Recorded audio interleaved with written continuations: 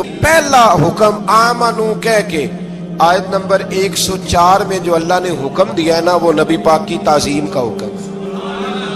پہلا حکم ہی اللہ نے حضور کی عزت اور ناموس کا ارشاد فرمایا. پہلا اس ترتیب کے لحاظ سے وہ ہوا یہ کہ جب نبی پاک کو بات ارشاد کرتے تو صحابہ کرام اٹھ کے عرض کرتے رائینا یا رسول اللہ، حضور سمجھ نہیں آئی ذرا رعایت کر دیں.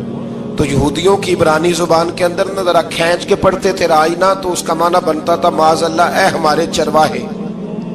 بکریاں چرانے والے کو بھی وہ رائینا کہتے تھے. تو جب صحابہ یہ کہنے لگے تو اللہ نے منع ہی کر دیا.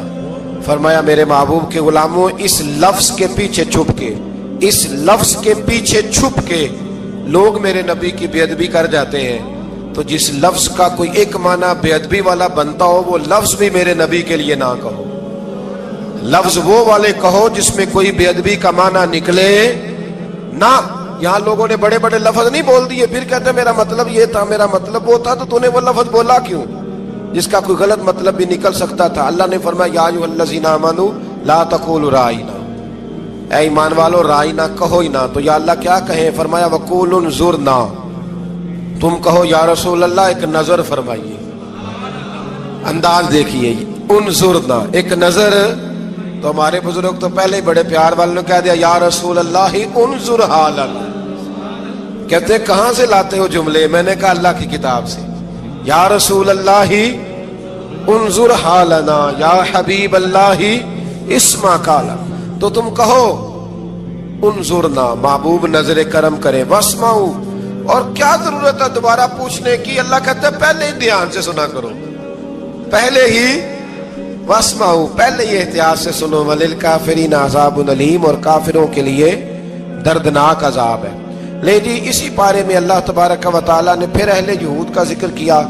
تو یہود کہنے لگے کہ ہم حضرت ابراہیم کے ماننے والے ہیں. تو اللہ کریم نے وہ بھی ذکر کیا کہ میں نے تو ابراہیم کو آزمایا ہے. وَإِذِ ابْتَلَىٰ إِبْرَاهِيمَ رَبُّهُ بِكَلِمَاتٍ فَأَتَمَّهُنَّ، ہم نے ابراہیم کو کچھ چیزوں سے آزمایا ہے، وہ ہماری آزمائش پہ پورے اترے.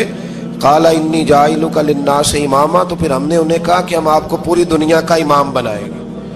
وہ آزمائش کیا تھی؟ آگ میں جانا بھی آزمائش، بیٹے کا نہ ہونا بھی آزمائش، بیٹا ہوا تو پھر اسے وادی غیر ذی زرع میں چھوڑ کے آنا بھی آزمائش، بڑا ہوا تو پھر ذبح کرنا بھی آزمائش. فرمایا جہاں جہاں آزمایا ہے نا ابراہیم ہماری آزمائش میں پورے اترے. فرمایا تو مفت میں حضرت ابراہیم کی اولاد بنتے ہو اور ان کا نام لیتے ہو اور ان کے ساتھ اپنا تعلق بناتے ہو، دیکھو تو صحیح وہ کتنی آزمائشوں سے گزرے. تو اس کا